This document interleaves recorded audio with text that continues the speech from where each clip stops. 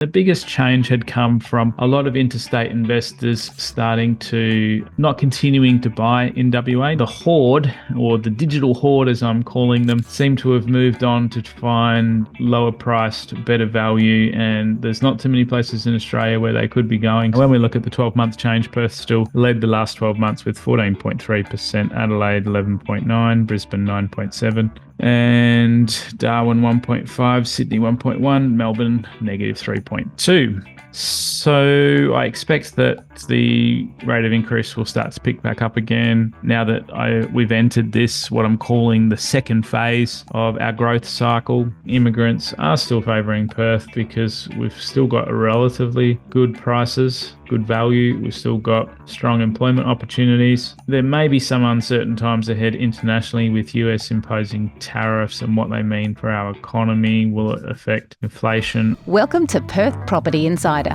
where you will learn how to grow your wealth and improve your life using Perth property. Our show is brought to you by Investors Edge Real Estate, the highly rated and award-winning property management, sales and buyers agency servicing the whole of Perth.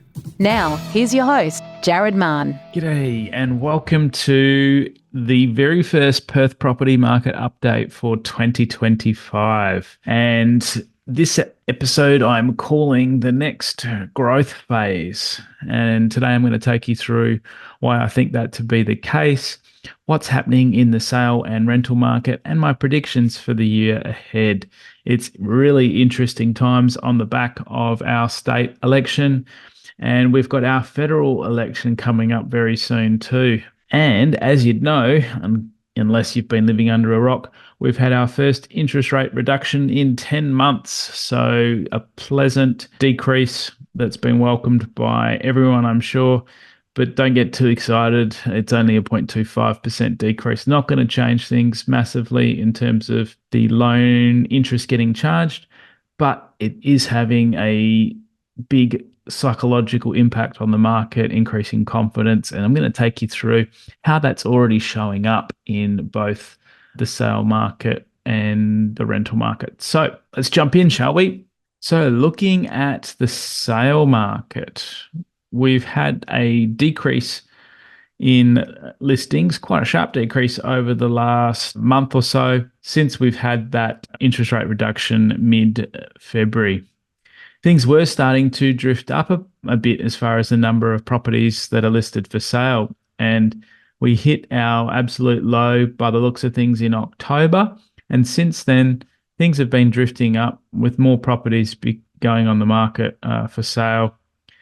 And we were at now 4,829 properties. So historically, still an incredibly low number for sale. And when we compare it to the same time last year, we've seen a 21% increase since March of 2024. What I was seeing in the actual market going into November, December was a real softening where the lower end properties had gone from boiling hot to more a warm type market. Still a seller's market, but nowhere near as hot as it used to be. And the biggest change had come from a lot of interstate investors starting to not continuing to buy in WA, not as many anyway. We've certainly got some that are active still, but the hoard, or the digital hoard as I'm calling them, seem to have moved on to find lower priced, better value. And there's not too many places in Australia where they could be going. So a lot of the action is a bit more on regional towns, which do carry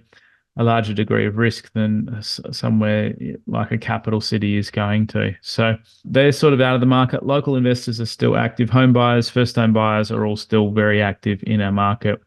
And we're at still a relatively very low supply level with that 4,829. And things have begun to tighten again over the last month since we had that interest rate reduction. When we look at the number of properties getting sold per week, that's also why that number for sale has come down so sharply, is we've had a significant rise in the properties getting sold per week with 1,079 last week getting sold.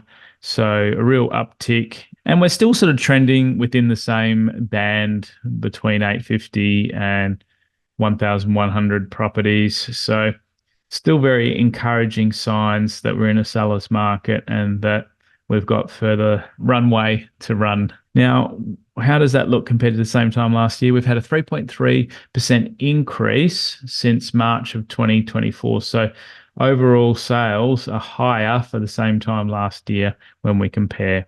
So that's very encouraging that that extra little bit of supply that started to build up since across November, December, January has now been getting taken up, and we're still in very tight conditions. When we look at the sale inventory, we've got just 1.1 months worth of inventory at the current rate that properties are selling. That is a 17% increase on March 24, but when we're dealing with such a low inventory, even a 0.2% change equates to what we're talking about here. So very, very tight still. When we look at the median house prices and how that's changed over the last year, boy, it's showing up now in the median. We've gone from 620,000 a year ago to 760 now. So hitting new highs. The unit market has gone from 420 to 510, so a 90K increase there. When we look at the sale market, that's a 140K increase in the median over the last year. And the land has started to have its most significant change in the median land price, going from 262 to 323. So a good 60 odd thousand, 59 odd thousand change, representing about 25% change over the last year. So now that established prices have moved up by so much, there's more and more people that are coming to building and buying land. So don't get too excited. As I've reported in previous episodes, the overall cost to build has gone up a lot too. So it's still cheaper to buy established, but more people are preferring to get that shiny new house, have it the way they want, and are choosing the option to build. And land is very tight in established properties, in established markets at the moment. Now, there has been a bit of a change to the median selling days. So properties aren't selling as quickly. We were at an all-time low of 8 days, and that started to rise in the September quarter of last year, coinciding with that extra supply coming on. So we went to 9 days in the September quarter, went to about 10 to 12 days in the December quarter, and then now we're at 15 days. And I think that'll start to tighten up again a little bit with the supply tightening up as well. So about 2 weeks to sell a typical property in Perth, which is still incredibly tight, but notable that, we might have hit our absolute tightest back in the middle of last year, finishing at its low of 8 days. So when we go into the Perth rental market, what is happening there? Still incredibly tight with 2,032 properties for rent. That's a 11% increase since March of 2024. I was actually expecting there to have been more of an increase in the supply of rentals, because it is taking a bit longer to rent properties in certain areas. And I guess where investors are most active, they're bringing supply on too quickly. That's where we're seeing the vacancy rates go up and a lot more properties to compete with. So it is very case by case. In the super family friendly areas, market is super tight in there at the moment still. And overall, from our portfolio of 1,100 plus properties, we've only got 7 properties for rent, which is crazy. So our portfolio is very tight at the moment too. When we look at that rental vacancy rate, it's remained very low at 0.6%, just a 20% increase since March of 2024. Our portfolio for our rentals is at 0.3%, so very, very tight. And when it's this tight, a 20% increase is barely noticeable in terms of its actual value change. So still tough for tenants and tough to find a rental, but it is a lot more case by case and suburb specific. So listen to your property manager. They should be able to quote you the actual vacancy rate for your suburb. We look at that when we're doing a lease renewal or re-tenanting a property, and adjust your expectations on rental price accordingly. When the vacancy rate is higher, anywhere from sort of 2.5% higher, you need to be super competitive so that you're able to still lease the property quickly. Don't be as demanding on your rental price in case you do have to go to market. And but when we're sort of under a 1% or under a 1.5%, you can push things and really look to find the very best that's out there, and you'll likely still get quality applicants. When it comes to the median rental price, things have jumped up now to $680 per week. We sat at $650 per week for a good 6 months of last year. I thought we'd flattened out and hit our absolute peak, but no, it's gone up again, and that's a 5% odd increase, 6.25% increase since March of 2024. I did predict a 5% increase over that year, and I'm still thinking that we may get a further 5% over the next year. Our average rent at the moment, $635 per week, so we're pushing the portfolio as much as we can when we come up to lease renewals. Now, the rental inventory is at a super tight level at 0.81 months. That's unchanged since March of 24. So just goes to show that there's very little supply relative to demand, and the rental market is remaining tight. Now, let's take a look at the property clock timing. What is happening with the timing around the country? So Perth's still in a rising market. Southwest of WA is still in a rising market. This is for houses. And most notable changes is Sydney has moved around to starting to decline. Melbourne is further around the clock in a declining market. And then bottom of the market, we've supposedly got Hobart, Geelong, and some other more regional areas. Start of recovery, Central Coast and Canberra. When we look at the unit market, very similar to the house sale market, Perth's still in a rising market, and the other capitals in the same state as they are for houses from what I can see. When we look at the CoreLogic index to give us a bit of a guide as to what is happening around the country, most notable here was that Perth has only seen a 0.3% increase in its dwelling index value over the last 3 months. And that was the least compared to Adelaide had 1.2, Brisbane had 0.9, Darwin had 0.7. So the growth here, as I was seeing, was really starting to get hurt by affordability, with overall costs sort of hurting the household. And what we saw in the 3-month change was that Melbourne also had negative 1.1 and Sydney had 0.9. So with Perth having just 0.3, the rate of growth was definitely starting to slow, at least at the median level for dwelling values, according to CoreLogic's index. Now, when we look at the 12-month change, Perth still led the last 12 months with 14.3%, Adelaide 11.9%, Brisbane 9.7%, and Darwin 1.5%, Sydney 1.1%, Melbourne negative 3.2%. So I expect that the rate of increase will start to pick back up again now that we've entered this, what I'm calling the second phase of our growth cycle. When we look at the rental yields, Perth's still at a reasonable rental yield. We've got the third highest around the country, with Darwin and Hobart, the more sort of regional cities, major cities, with a higher rental yield than us. Then we've got Perth at 4.3. And then we've got Adelaide, Brisbane, and Melbourne all at 3.7. So I think by the time we finish our growth cycle, we'll be more sitting similar to the other capitals with a 3.7% rental yield, which shows to me that we've still got a bit further ahead.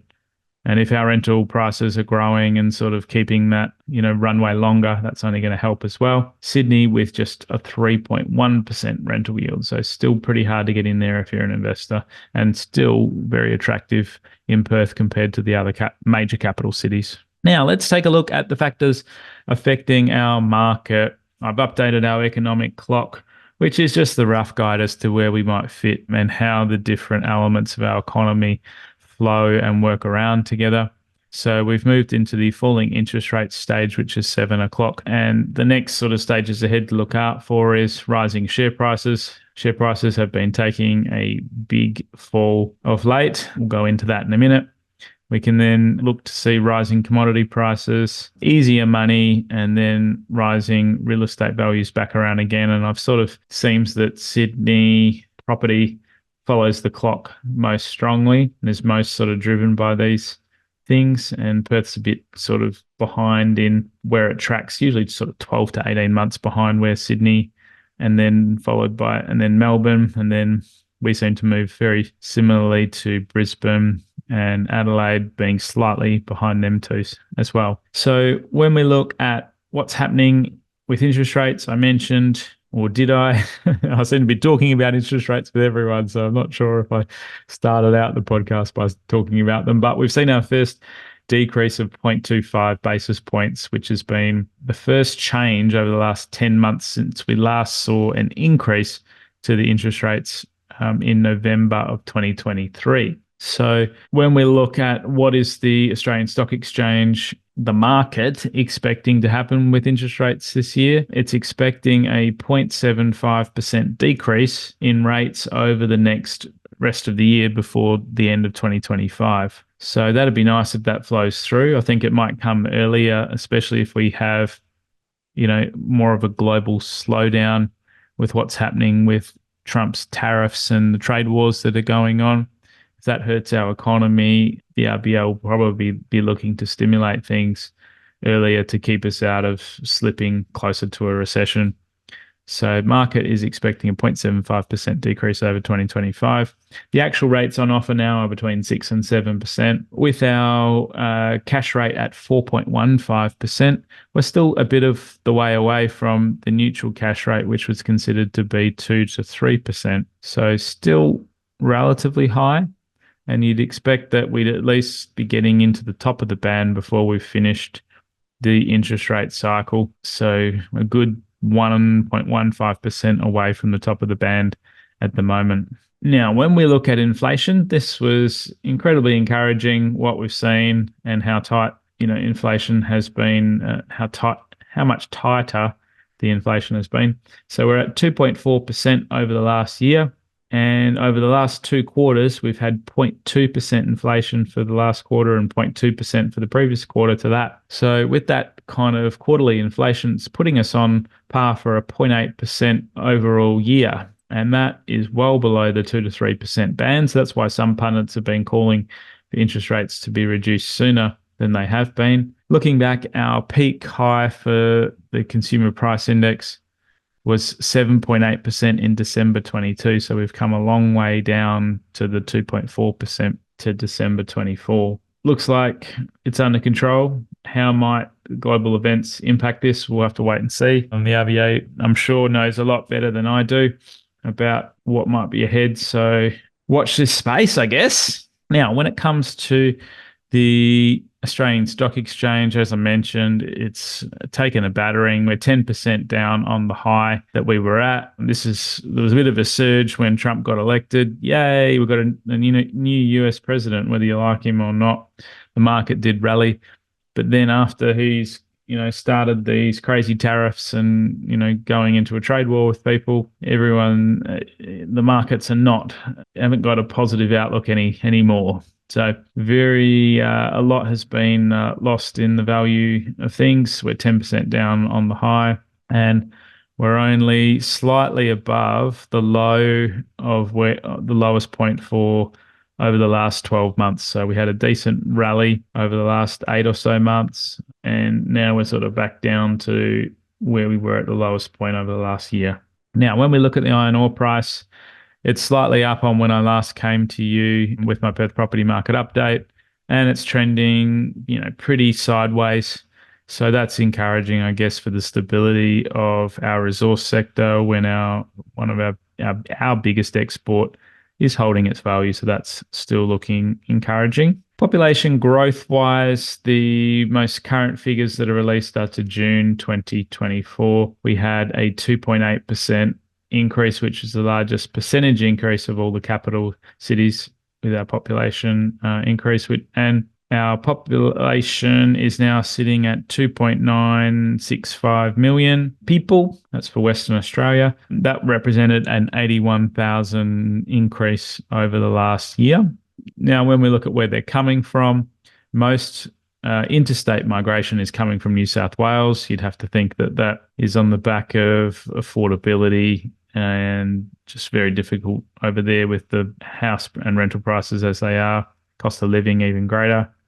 So they've mainly been moving to Queensland and WA with small decreases from the other states. moving to Queensland and WA as well. Now, this took me quite a long time to prepare. It was just very hard to get the stats. I've looked into the forecasted supply and demand to get a feel for, is pressure going to ease, or is things going to remain as tight as they are now. Coincidentally, the state government has just released their WA Tomorrow 12 forecasts in February of this year. So that was very helpful to find. And they're projecting that our overall population by 2036 will be at 3.567 million. So going from 2.94 at the moment to 3.5. So a big increase there. And that represents an average annual growth rate of 1.8%. And what that means that our current population would be 53,000 increase on average per year. So keeping in mind over the last year, we'd had 81,000. So a more modest decrease to 1.8%, representing 53,000.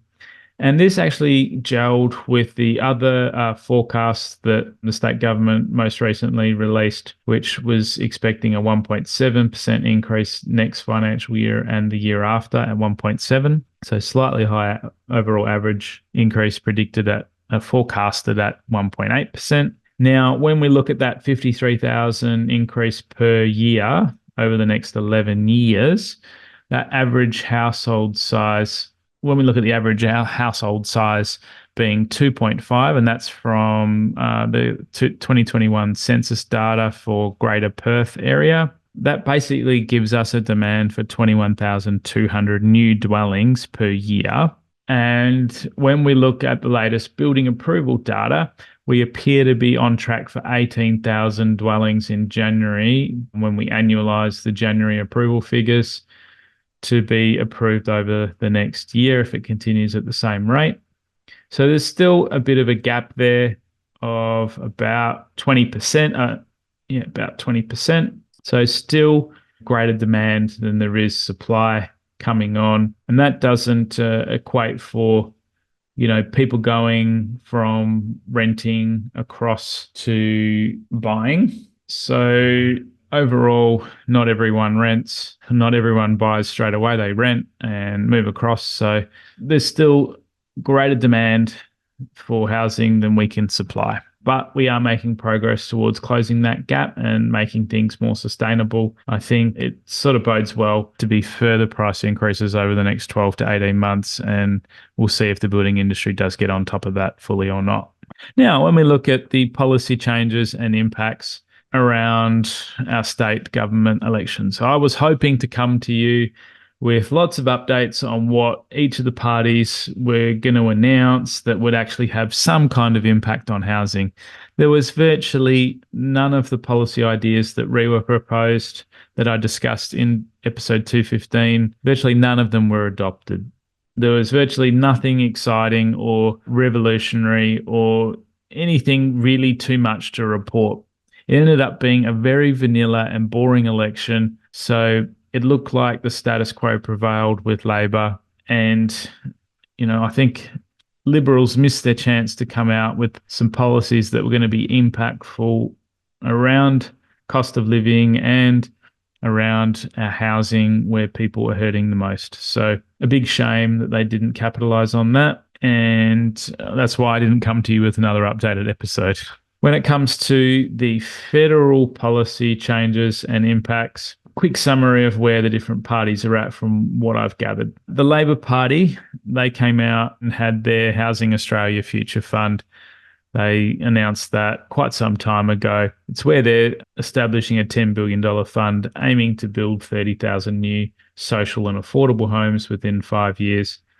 And that included 20,000 social housing units and 4,000 allocated to women fleeing domestic violence. So all in all, they've come out with a pretty aggressive policy, much more focused on the social housing side of things.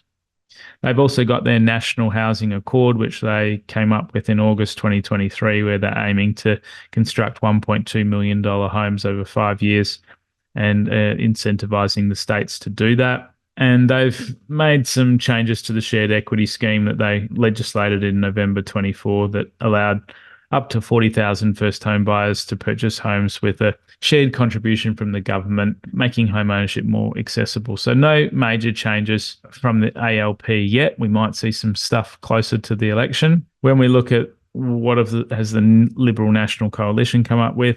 To summarise, they've got their infrastructure investment plans for $5 billion worth to unlock up to 500,000 new homes.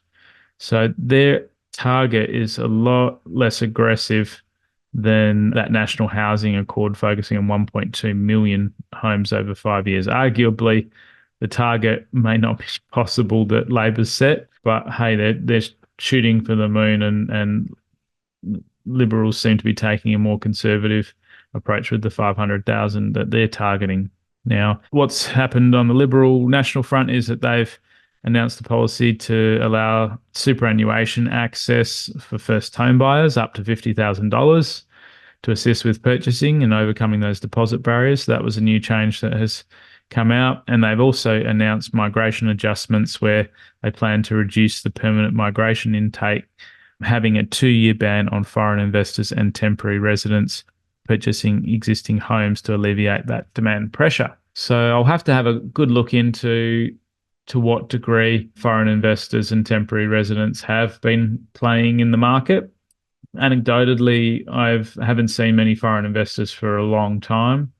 So I don't think they've been having much of an impact on WA at all. And temporary residents, I'm not sure what sort of numbers we'd be looking at there, but I'll be checking into that and potentially coming back to you with an update in future episodes, especially if the Liberal Nationals do get elected, and that policy is going to be more likely. So no sort of major revelations there, and we may not see anything further before the election to really, get us excited about solving the housing problems. So we'll see what happens in the coming few weeks before. Now, finally, let's go into our tips to survive and thrive. And I've updated these a bit. So it's still good value buying in Perth because we've got solid rental yields on offer, but you do need to be more selective, finding the areas that are more undervalued and predicted to grow strongest over the short term, while still, buying something that's going to do well in the long term. I'd be suggesting you push your budget if you can to the middle or top end suburbs, which will experience the most growth over the next 1 to 2 years, I expect. I'd consider getting into a villa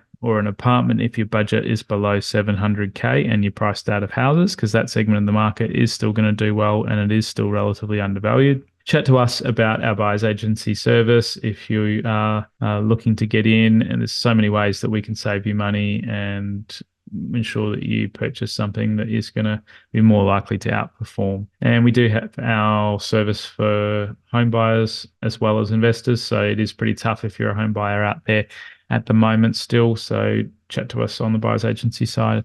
See how we can help. Continue to increase rents when you can, and remember that you can only increase them once every 12 months now. So you'd really want to be pushing for the highest increase, and then we can start the negotiation and see where your tenant's at with things. Make sure you're paying the lowest interest rate at the moment. With that first decrease, worth sort of just popping your head up, chatting to your broker, making sure that you're on a decently low interest rate. And finally, if you want to see how all the pieces can be put together to secure your future, we've got our strategic portfolio plan, which can give you clarity on how best to create your wealth and reach those goals. So that's a service that we offer and worth getting in touch if you want some clarity on what sort of mix of properties and how to bring that all together with your family home. Now, my crystal ball for the year ahead is that I expect rents will continue to increase over the next 12 months at that further sort of lower rate of 5% rise. I think immigrants are still favouring Perth because we've still got relatively good prices, good value. We've still got strong employment opportunities. There may be some uncertain times ahead internationally with US imposing tariffs and what they mean for our economy. Will it affect inflation? I'm not sure. Will it slow our overall economy and cause interest rates to be reduced sooner? We'll have to wait and see. There's more local investors that are definitely joining the party now. They're attracted by the rental yields still and the good growth prospects over the next 1 to 2 years. I'm expecting 5 to 10% for properties under 900K I'm expecting at least 10 to 15% for the $900 to $1.2 million bracket. And I'm expecting 5 to 10% for the $1.2 million plus bracket. For further help, if you're considering sale or you want to check in on where the value of your property's at, I'm the one that does all the sales personally, one-on-one for our clients at Investors Edge. So go to investorsedge.com.au/appraisal and I'll be in touch to give you an update on where your property sits. For property management, we're absolute experts in and highly awarded in that space. So go to investorsedge.com.au. And if you're not already a part of my property investor update, where you can get suburb intelligence reports on your suburbs of interest and invited to any of our events and kept updated on our podcast, go to investorsedge.com.au/join. And finally, as I mentioned, if you want to get details of our buyer's agency and strategic portfolio plans, go to investorsedge.com.au/invest. Hope this episode has been enlightening. If you've enjoyed it, like and share it with your friends. Do post a review. I love reading all of them. And I will catch you on the next one. Bye. Just a reminder, the information discussed in this podcast is general in nature. As we don't know your specific situation, you should always seek professional advice before taking any action. For free market reports on your suburbs of interest and other helpful resources to grow your wealth, make sure you join my property investor update at investorsedge.com.au/join. And finally, make sure you're a member of our Perth Property Investment Facebook group to be part of the conversation with other like-minded investors, get help to your questions, and get a feel for what's going on out there in the market. I'll see you in the group.